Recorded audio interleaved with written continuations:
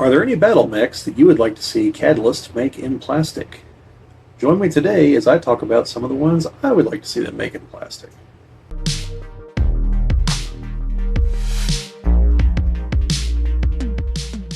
It's the Geek Ball channel. If you've not been here before, my name is Bobbie, and today we're going to be talking about battle mechs that we would like to see, well, that I would like to see. You can tell me down in the comments what you'd like to see, that I'd like to see made in plastic by Catalyst Game Labs. Most of these are already existing in metal from Ironman Metals. Most of them. There's at least one that I'm pretty sure is not, and some that will need to be redesigned. But and I'll explain what I mean when I get to those.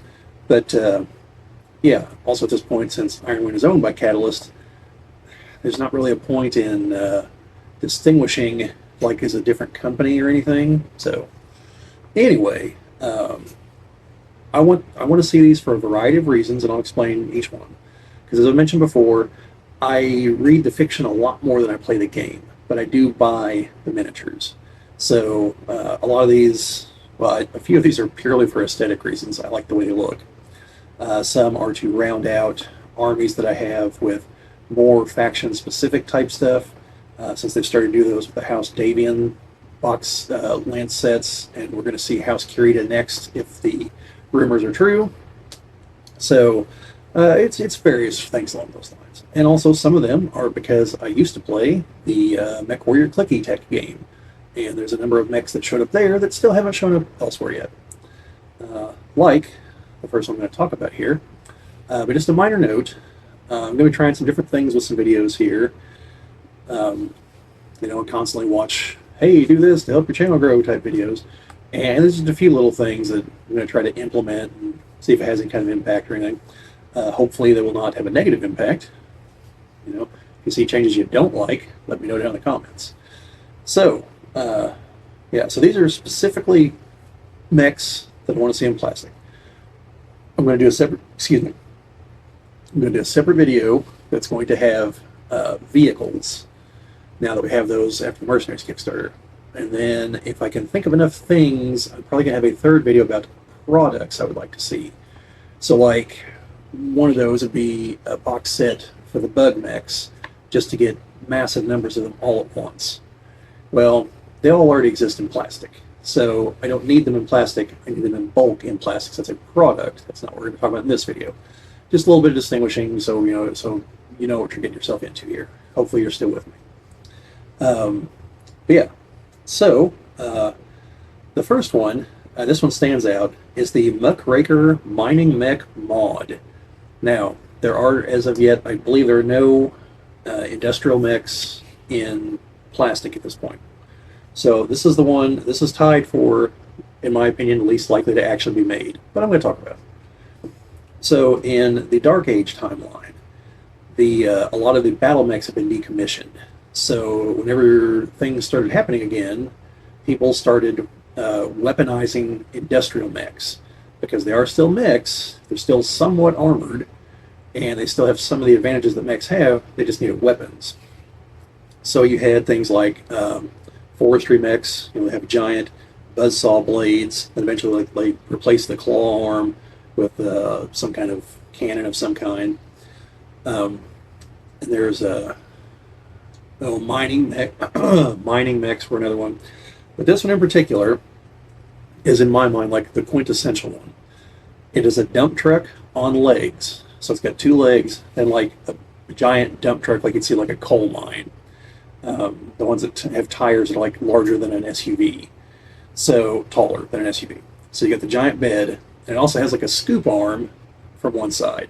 Well, they replaced the scoop arm with, I believe it's a rotary autocannon, and then put a bunch of missile tubes in the bed. So, at least in Alpha Strike, this thing can actually do some damage. So, yeah, that's the one I want to see. I'd love to see them all, but if it's going to be one, that's the one I want to see. So, moving on to the faction-specific ones, I'll let you guess which faction it's going to be, because in case you can't tell, I'm a big fan of House Lao. So there are more Lao-specific mechs than what I'm about to mention, but these are the ones that wound up in the Clicky Tech game, so I'd like to see them, because we already have the Tian Zong. That came out in the McCarran's Armored Cavalry set, so I'd like to see the Shen Yi, which basically is got two big boxy missile launchers. I'm assuming LRMs, but they might be MRMs on the shoulders, and then a cannon on one of the arms. So kind of like an archer, but not quite, you know. Then there's the Yu Wong, which is a 90-ton behemoth, and at the very least, the variants that they turned into Clicky Tech figures had jump jets.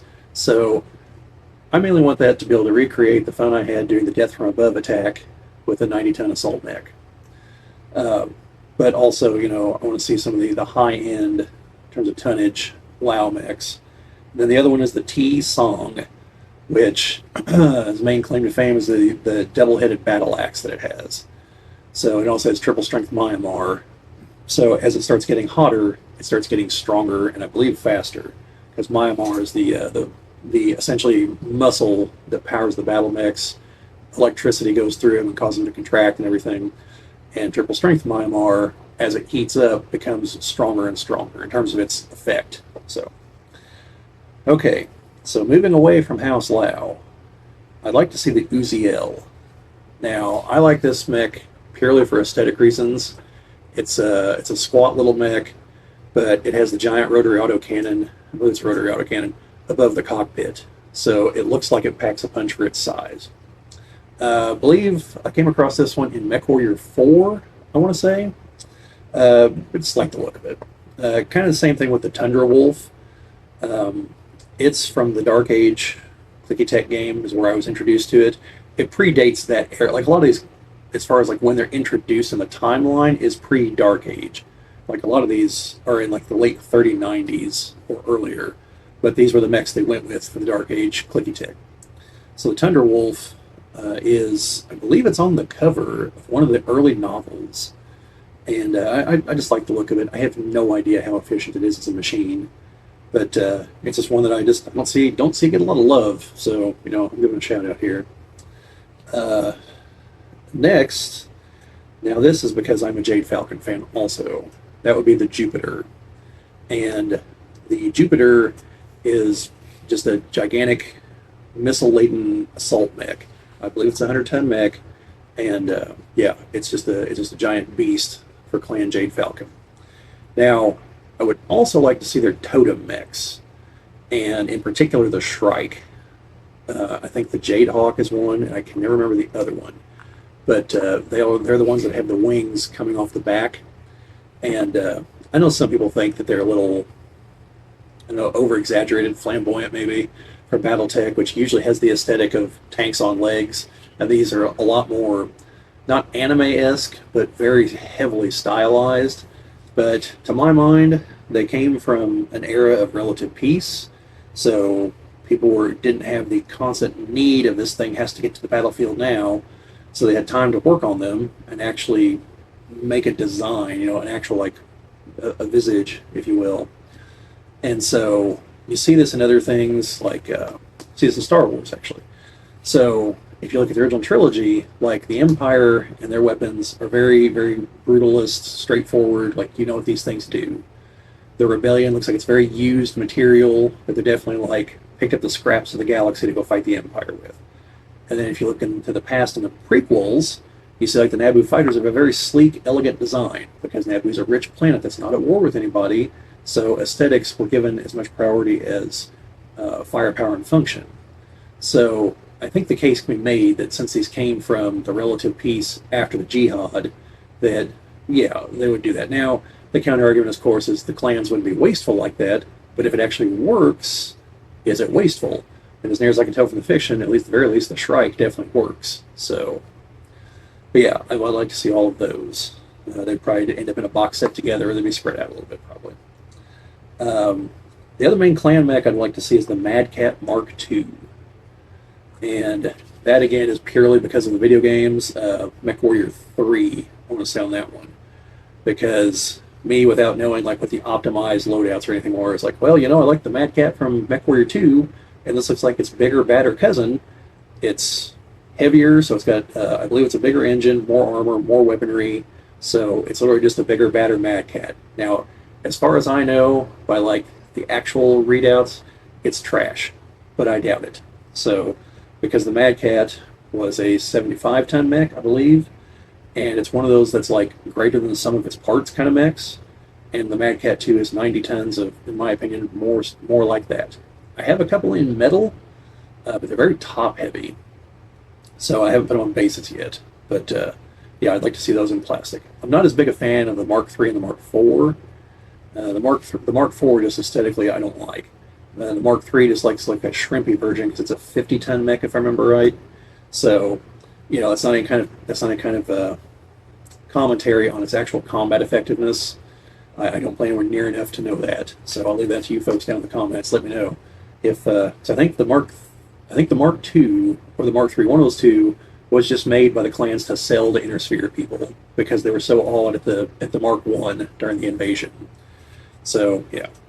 And on that note, not as high on my priority list, but the Vulture Mark II, I think the Mark III, I'd be down for those. I'm not a big fan of the Mark IV.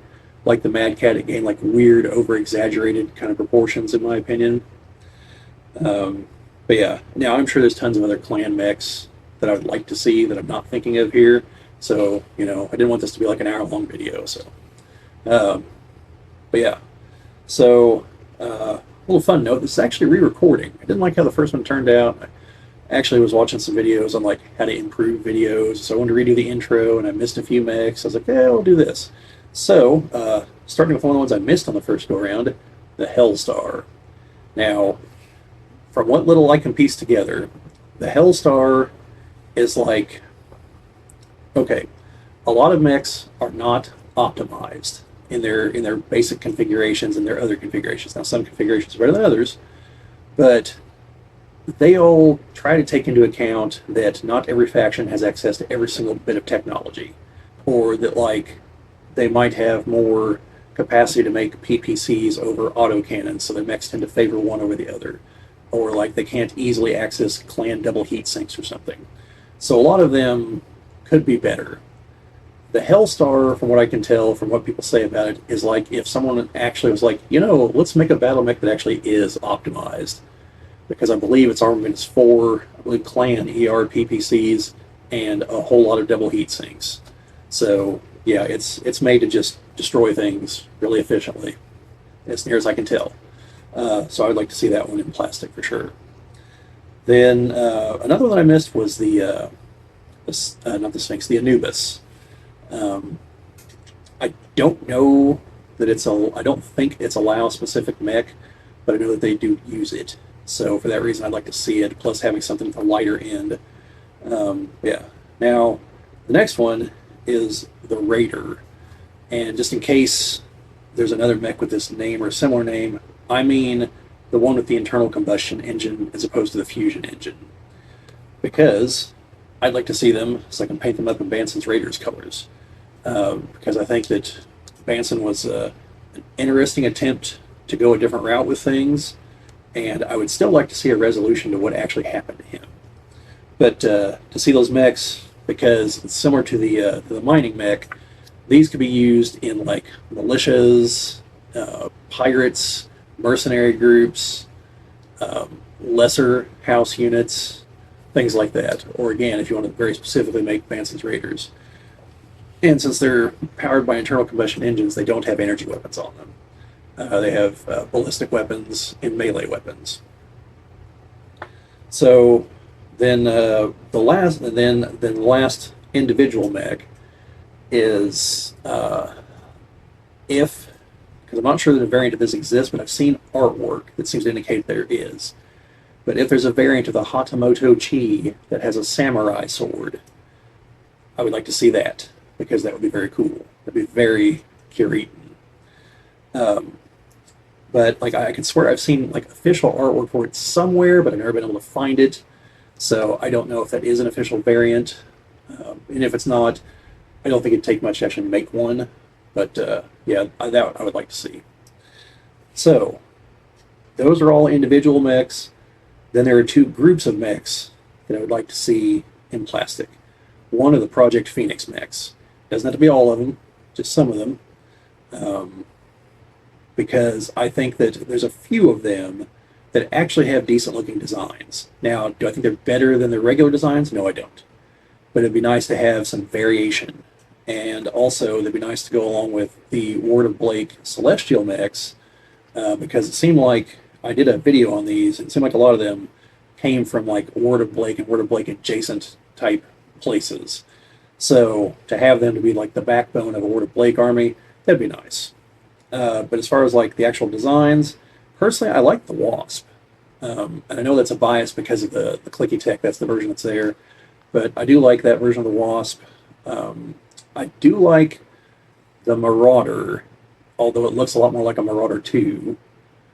But I think it captures some of the essence of the Marauder, but different. I do prefer the regular Marauder, to be crystal clear. But I wouldn't mind having those, again, for some variety and for Ward of Blake type stuff. And then the other one, and this is the one that's tied for probably not going to happen, would be the Land Air Mechs. Now, the only reason I even mention these, because we all, well, I assume you know about the Harmony Gold lawsuit. I'm not going to go into that here, but there is an upcoming product, the re-release of the TRO for 3025, the 100th or 1000th anniversary edition, the Millennial Edition, because this is the year 2025, and it has updated artwork from the new artwork for all the mechs, and that includes the LAMs, the Land Air Mechs. So since they made updated artwork, and that updated artwork is in an official product, that tells me that they think they're free and clear from the shadow of the lawsuit.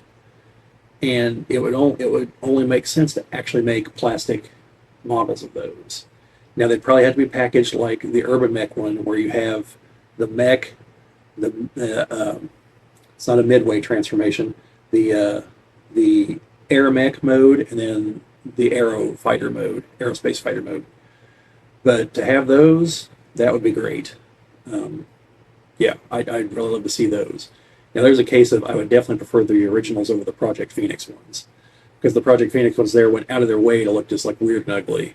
But the originals, yeah, no, I'd love to see those. So, what would you find folks like to see?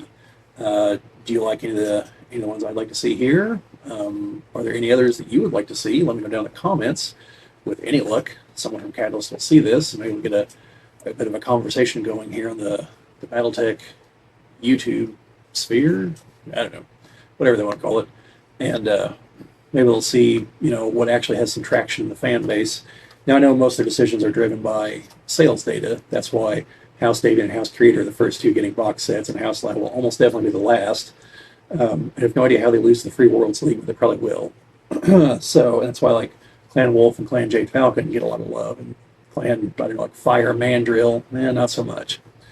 So, yeah, some of these I think are more likely to see than others, and some of these have other ways to be snuck into other products. So we'll see how it goes. But yeah, that's all I've got on this one. So if you like what you saw here, like, share, subscribe, all that fun stuff. Do you want to see more videos like this? Because typically I just do product reviews for the BattleTech stuff. Do you want to see more like speculation, what we'd like to see, etc., etc.?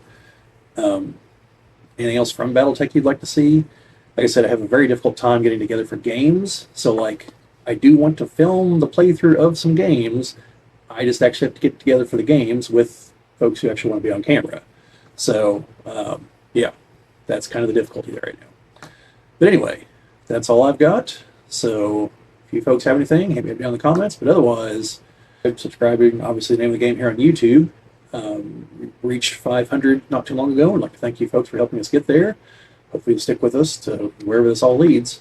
But yeah, that's all I've got. So remember, no guts, no galaxy.